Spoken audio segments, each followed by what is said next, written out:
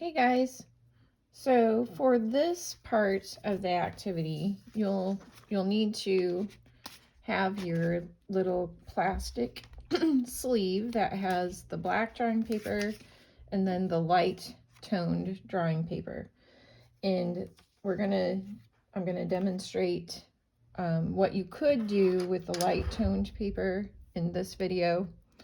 So for also in your packet of supplies, I had made a copy out of one of my drawing books that has a variety of different types of moths on it. You'll see the little butterfly moth and well, I should have looked up the names before. I don't have the names memorized, other than I know that one's the butterfly moth. So you could choose to use one of these shapes for outlining your moth, and then use your transfer paper for putting it onto your drawing paper, or you could draw in your sketchbook any type of moth. It's really easy to look up on nature websites and see really nice photographs of different types of moths. So you could do an original. Um, it's up to you. And if you draw it in your sketchbook first, then we're still going to use the same process that I'm going to demonstrate with your transfer paper for putting it onto your nice toned drawing paper. Okay, so for this demonstration, I am just going to use one of the pictures from my drawing book.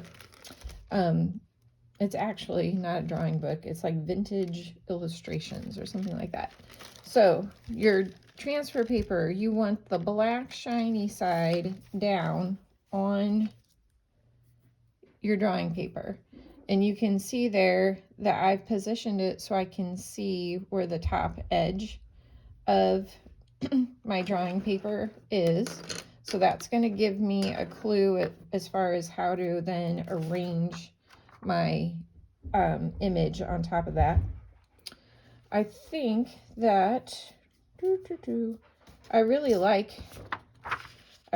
this moth. I think they start with a C. I'll have to look it up. But I like it because I know it has a lot of interesting color in it. But this one is so much nice and bigger. I think I'm gonna turn my paper sideways. Make sure you can still see that. Yes, I'm gonna let that outside edge show. And then I'm gonna position the big moth on there. Move that back.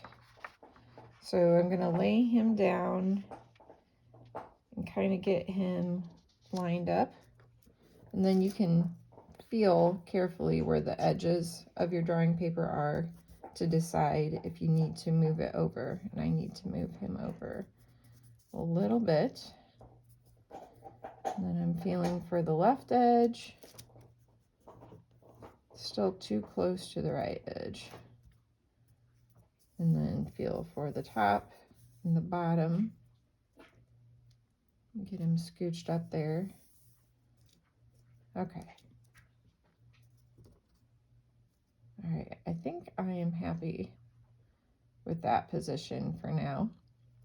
Okay, and then just taking any of your drawing pencils, I'm going to outline the major shapes in the moth. And in the duplicate copy there, this tip is cut off, and that's okay. I'll just draw that in on my final. So I'm going to outline the top right wing, and I think I'll go ahead and outline the eye shapes on him. I think next I'm going to outline the abdomen and the head. You know, moths are insects, so they have a head, an abdomen, and a thorax. Head, thorax, abdomen. I was saying it wrong. and they have 2 sets of wings on each side. So I'm going to outline all this curvy pattern on his lower wing. I'm going to go ahead and outline this eye spot. Then come over here, outline the lower wing.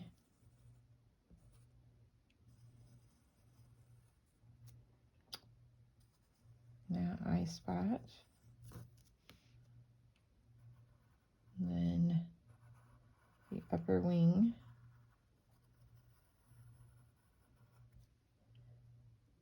And that eye spot. So as far as how many details do I want to do in my transfer, that's really up to you.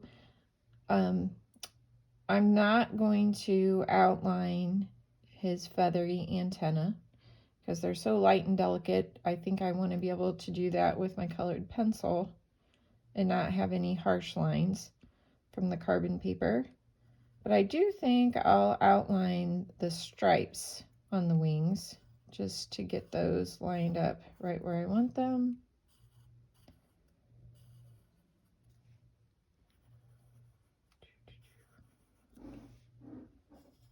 All right, just about finished here. And I'm not even making a solid line as I'm going over these stripes. I'm just moving the pencil along so that on my transfer that there'll be a suggestion of where those lines go, and then I can fill them in. Oh, I still didn't quite get it lined up. That's okay. We will work with that. So finish that in. Okay, so now I am ready to go to color. And so if we were meeting in person, I was going to bring a few of these to class. This is a field guide to butterflies and moths of North America. And it has all the different types of moths and butterflies. It has color plates to show, has information about them, the different types. So now I'm going to look up and find that particular moth that I outlined and check what his color is like. So once I do that, then I'll be ready to start putting color onto my design here. So we'll pick that back up here in a few minutes.